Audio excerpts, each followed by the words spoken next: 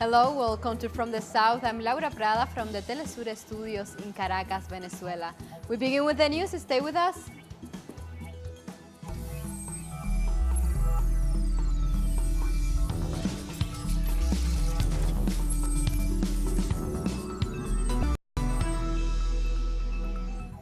We start in Venezuela, where the Minister of Foreign Affairs, Jorge Arreaza, rejected via Twitter the declarations made by the United States Secretary of State Mike Pompeo on a supposed pooling of public funds by the Venezuelan government. He wrote, Pompeo's reaction regarding the military cooperation between Russia and Venezuela is not only disrespectful, it's also cynical. The U.S. has at least 800 military bases in 70 countries. Today, 75 of the 107 United States security cooperation programs operate in Latin America. He also pointed out it's unusual that the U.S. government questions our sovereign right to cooperate in defense and security with other countries, when has publicly threatened Venezuela with a military intervention. If they want to cooperate, they should lift the sanctions against Venezuela. Finally, he added, if they are so concerned about wasting money, they should review their immense and unjustified military budget of more than $674 million for 2019. Certainly, the more than 50 million people without access to public health in the United States can suggest a fairer destination for those funds.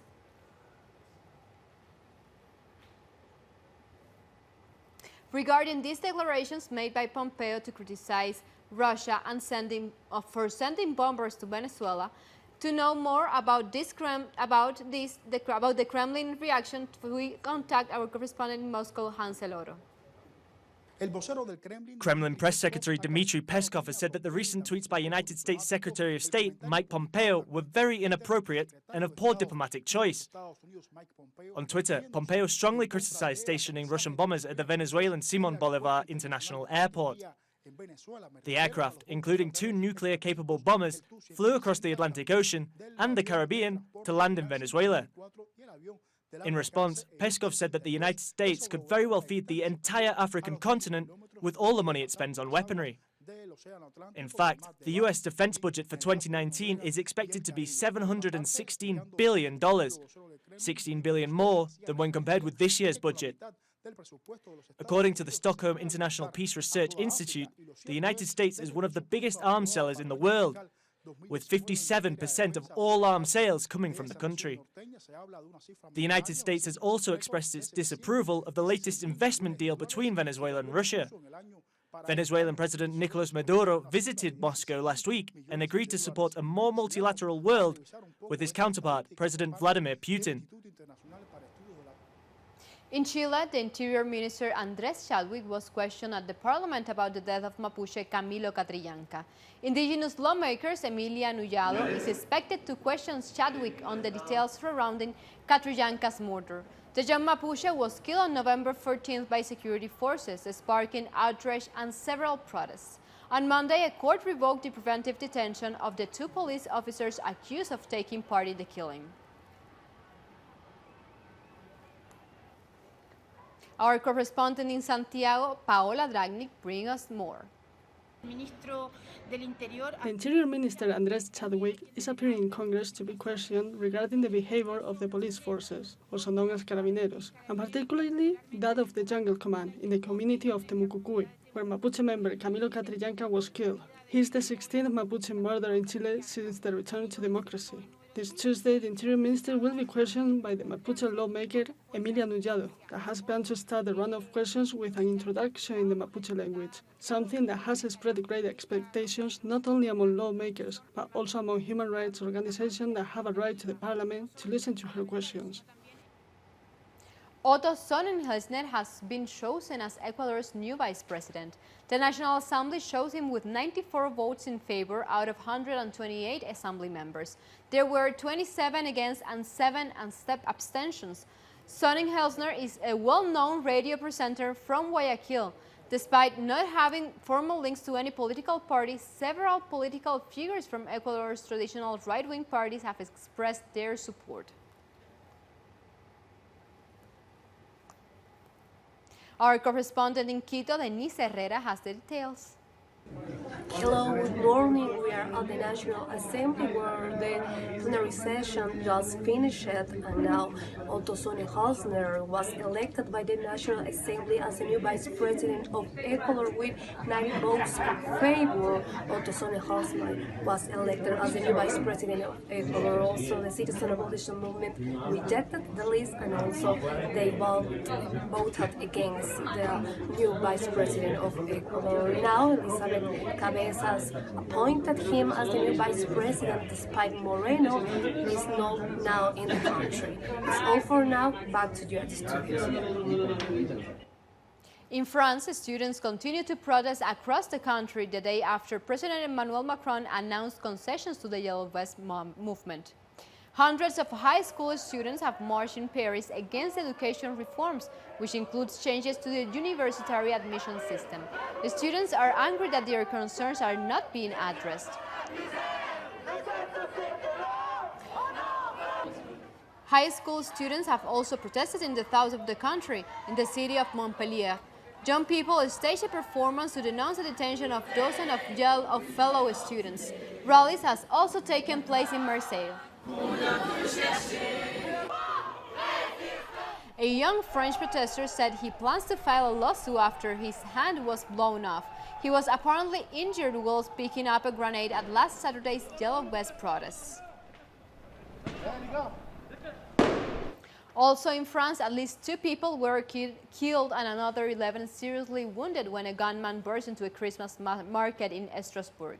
French Interior Minister Christophe Castaner said that the suspect was known by the police for criminal activities. Police have locked down the area as the shooter is still on the run. The shooting coincides with a meeting of the European Union leaders in the French city.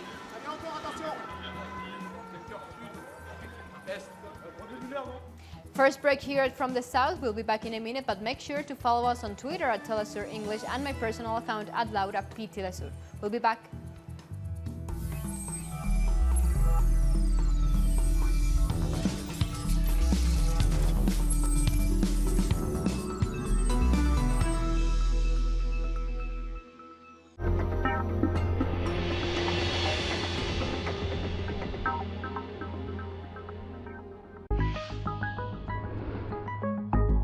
Sorpresa de todas las sorpresas. La piedra angular de la historia norteamericana no está, como podríamos sospechar, en Washington cruzando el Delaware, en Pocahontas y los colonos intercambiando comida, en Lincoln, en Gettysburg. No, la piedra angular está exactamente en el Álamo. Paradoja, no es la historia de una victoria, es la historia de una derrota y una masacre, es la historia tejana y no norteamericana.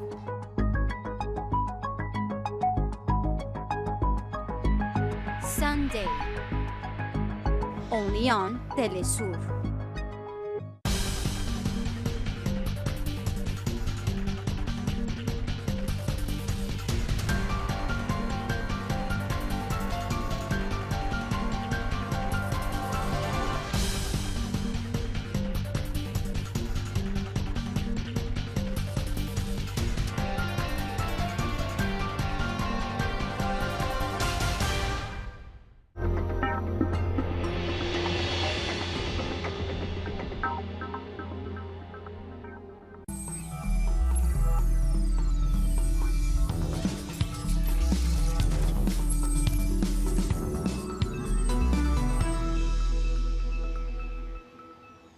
And we are back. A court in Argentina handed down prison sentences for 2 former Ford executives for taking part in the dirty war conducted by the military dictatorship. Our correspondent in Buenos Aires, Sabrina Ross, with the details. This is indeed an historic day in Argentina. A court has condemned former managers of the Ford multinational company for crimes against humanity. This is the first verdict of its kind, not only for collaboration with the dictatorship, but for direct involvement by the businessmen in these crimes. The case dealt with events 42 years ago, when 24 workers were kidnapped and tortured. Most of them were shop stewards at the Ford factory at General Pacheco. All this was proven during the hearings in the case, which began In December 2017, the Ford manager not only handed over the names of the workers, but their files with photos and other personal details. They let the security forces into the factory and supplied transportation to take the arrested workers away. The court decided unanimously that the sentences should be served in common prisons. Pedro Mueller, the former head of production at Ford, was sentenced to 10 years in prison, while Hector Sibilia, the former head of security at the factory, received 12 years, while the army officer Santiago Riberos got 15 years. Now we move to the Mexico and U.S. border, where pro-immigration groups have protested at the border. The activists gathered on a California beach near the fence separating both countries to protest the migration policies pushed by President Donald Trump.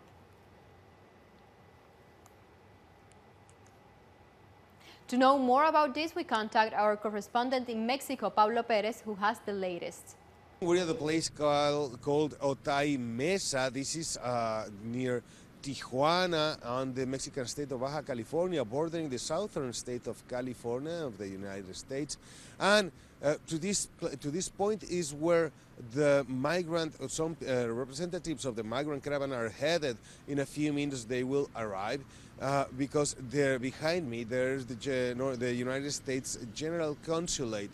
And the migrants, the Central Americans, are going to deliver a letter to the North American consul here, and they are attempting to ease their process for the ones that are asking for refugee or political asylum in the United States. That's something that has been very difficult lately because of the policies of the Donald Trump government that has lower the number of applicants up to 30 a day when they usually were processing 100 or even more daily.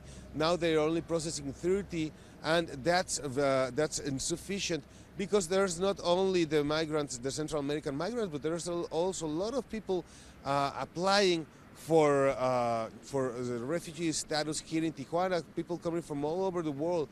There are Russians, there are Africans, people from India that are trying to get into the United States through this entry port.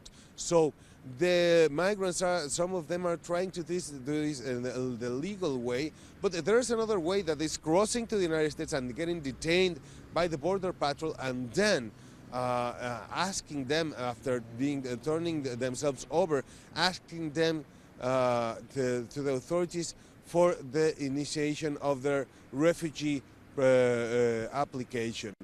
The CBP, the California Border Patrol, has said that over the last weeks they have detained over 2,000 Central Americans. That's a rise on the number of the people that is crossing illegally through the desert, walking through the desert, or aided by what they call coyotes. That's the people that charge for crossing the border illegally. And that surge on illegal crossing has been registered not only here in the border between Baja California and California, but all over the border between Mexico and the United States. That's indicating, according to certain analysts, that the migration itself is growing, and not only because it's not only shown on the migrant caravan, but on a surge through all over the border. Also in Mexico, President Andrés Manuel López Obrador has announced that a new investment agreement will be signed with the United States, Canada, and Central American countries to tackle migration. He's also set to introduce a new oil production plan to address the issue of decline in production.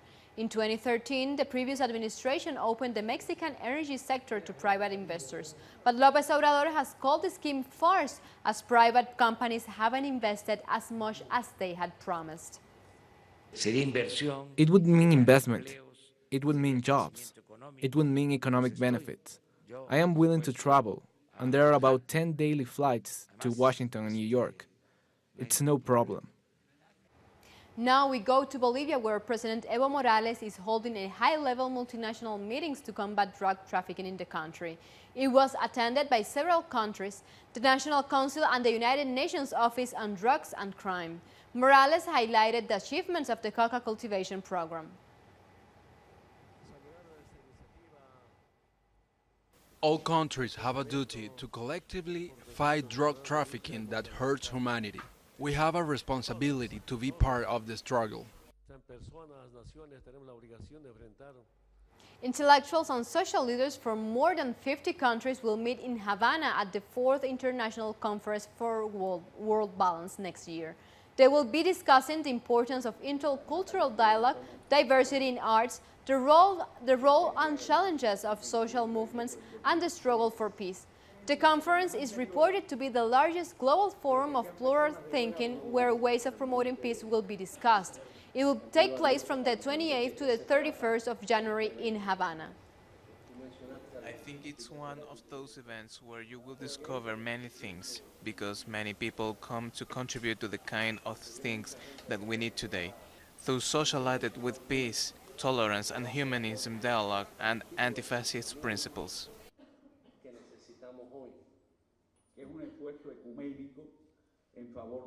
It is a meeting in favor of peace, intercultural dialogue, and the people and the independence right.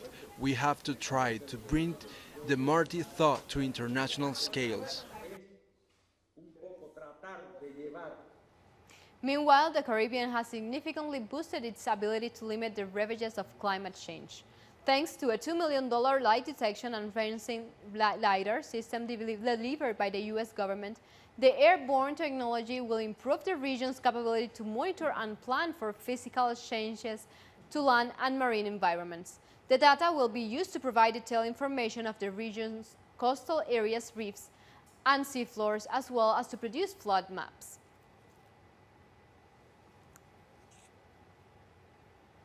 And the International Monetary Fund is predicting economic growth for the Bahamas. As the country's economy continues to recover, GDP is projected to grow by over 2% in 2019. The Humbert-Minnis government has also narrowed the fiscal deficit, and Bahamas is now preparing to pilot a digital currency. The International Monetary Fund recognizes the role of such new financial technologies in mitigating potential risks to the economy.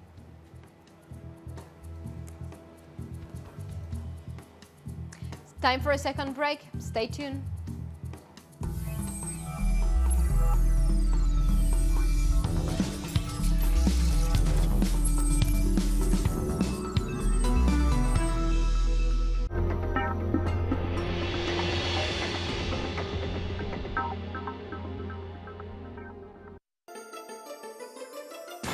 The ruling world order has always subjugated the masses. But who are the actors behind every move? What are their real interests? We analyze every move on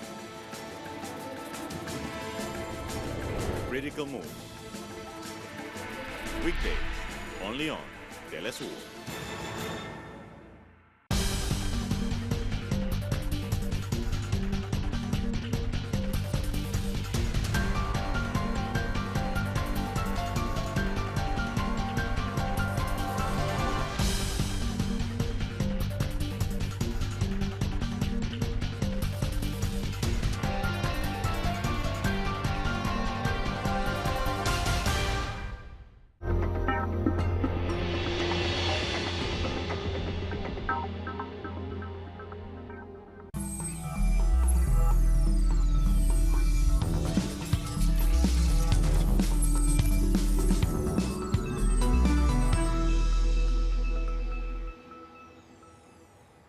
And we are back.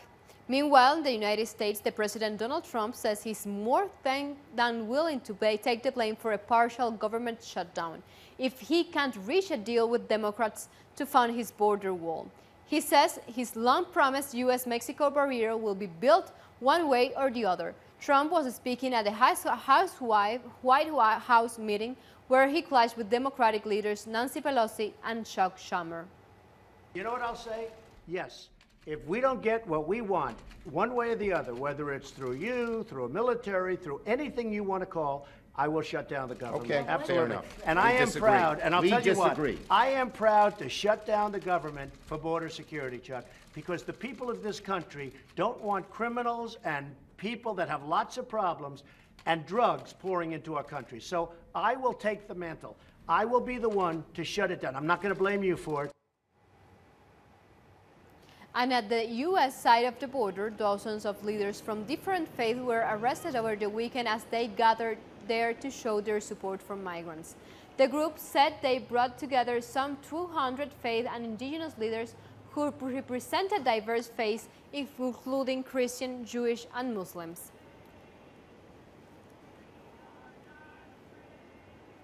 It's Gender Day at COP24, the Global Climate Conference, and to mark the occasion, Panos Caribbean has highlighted the need for gender-sensitive responses to the impact of catastrophic weather events. While the effects of climate change are widely felt, women commonly face a higher risk and greater burdens, particularly in situations of poverty. A video produced by Panos Caribbean highlights these human and social justice dimensions, as seen through the lenses of leading Caribbean professionals and activists. If that woman is a single income earner, then when there is a period of extreme weather, then the small resources that she does have, she has to work magic to continue to take care of the families. If there is a flood or a hurricane and food is reduced or lost, by and large, women are responsible for feeding the children. So she has a differential role to play. Because climate change affects food, it affects agriculture, it puts them at a disadvantage in being able to supply food to their family. If she lives in rural Jamaica and happens also to be a farmer, she then has the additional challenge of taking care of the farm in addition to the household.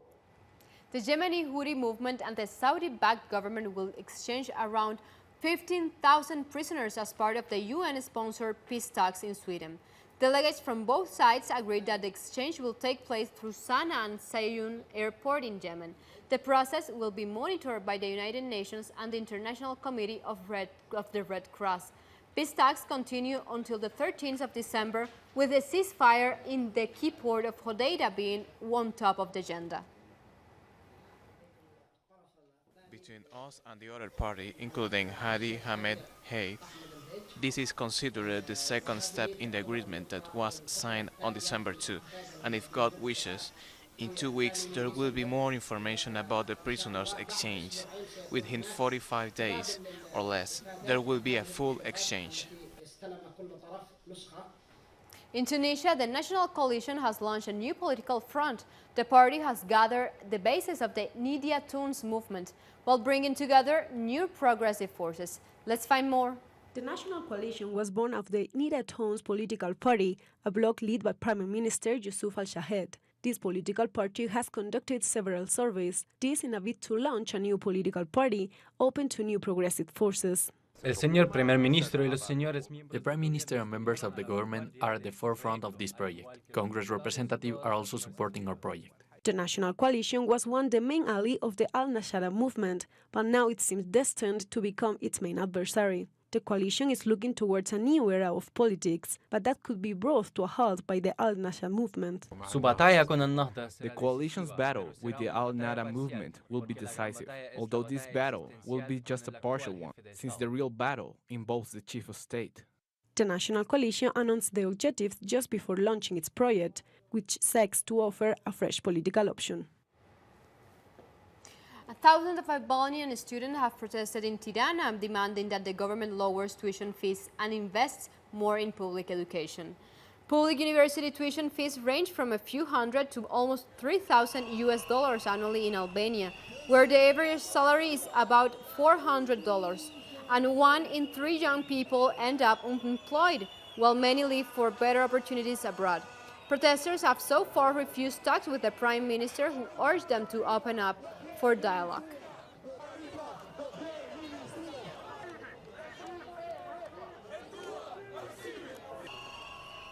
Israeli occupation forces continue their attacks on Palestinians. In attempts to force evictions from their territories, our correspondent Mala Khalek reports. The occupation forces, just a few steps away from the border with occupied Palestine, hasn't shifted from their ordinary activities. Here, at the Lebanese side of the border, early in the morning, the Israeli army has discovered an alleged network of tunnels that connect Lebanon with the occupied Palestine.